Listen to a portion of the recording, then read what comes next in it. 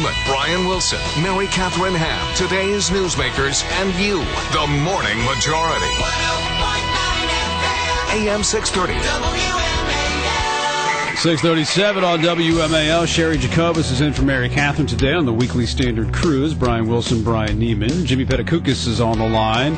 He's a columnist blogger for AEI and see him on CNBC from time to time. Also, of course, a 2002 Jeopardy champion. I want to talk to some days about that. I just want to someday set aside some time to talk about what it was like to meet Alex Trebek.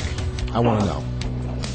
I'll give you his personal number later. Okay. All right. I have to ask you, Jimmy P., because I read your column the other day. I think it came out last week or a couple days ago on the case for Jon Huntsman's conservatism. Big defense of one Jon Huntsman Jr.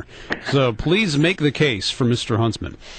Well, what's interesting, I wrote the piece on the my AEI blog, and I thought there would be a ton of negative comments from conservatives who have a problem that he went and worked for Obama as a Chinese ambassador, that he he's too much into green energy and all this stuff. But you know what? I got a lot of positive feedback because I just simply pointed out this is a guy that would like to take tax rates back to where they were before World War I. I mean, super low.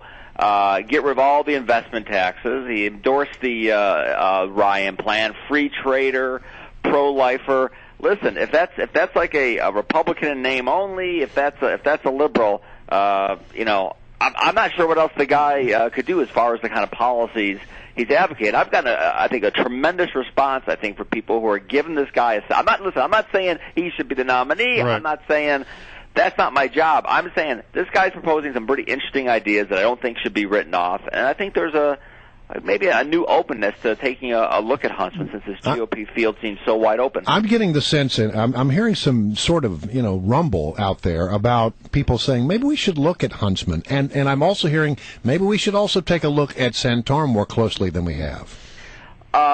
Listen, I'm not saying this is a likely scenario, but if someone said Rick Santorum wins Iowa, Jon Huntsman wins New Hampshire, I would not think that it was completely out of the question. I think things are still very volatile. I think it's certainly most likely that we have maybe Gingrich wins Iowa and Mitt Romney wins New Hampshire, but I think people are really keeping their options open. Yeah, well, why isn't Huntsman taking off then, though? Because, I know the candidates are more than just a menu of their policy positions. Is it because he's so new to the scene, people don't associate him with these types of issues? And what do you think he needs to do? Well, he has been he's not competing in Iowa, but he has been moving up in New Hampshire. I think the problem is that he went and worked for the president, which some people think. Listen, if you think, and I disagree with this, as some conservatives and Republicans do, that Obama is actually trying to make the country worse. I disagree with that, but if you think he is, that may be the end result of his policies. But if you think that's the case, then certainly anyone who would actually volunteer to work for his administration in any way, that's a problem. Two, he got off to he was too snarky in the debates. His announcement speech was a little soft, to say the least. So I think I think he made a lousy first impression. But if you start looking at what he says he wants to do, I think that's a lot of really conservative stuff. Yeah. Can you straighten out, Jimmy P, the what's going on Capitol Hill with the payroll tax? I'm confused at all the different versions of what might happen that are out there.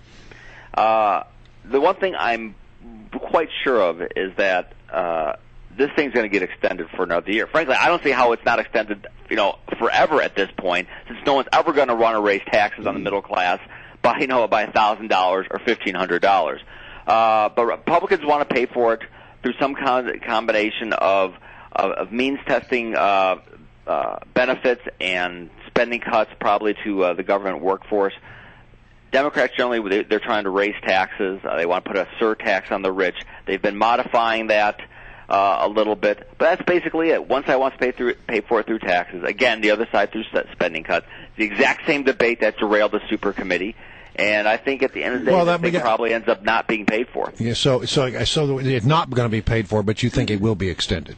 Oh, I would be shocked. Listen, it's no coincidence here that the size, this maybe is a coincidence, the size of this payroll tax cut is exactly, I think, the cost of this new Apple TV that's supposed to maybe come out in 2012. Are you going to take the Apple TV away from America, $1,500 to $2,000? I don't think so, no. I think it's going to get extended.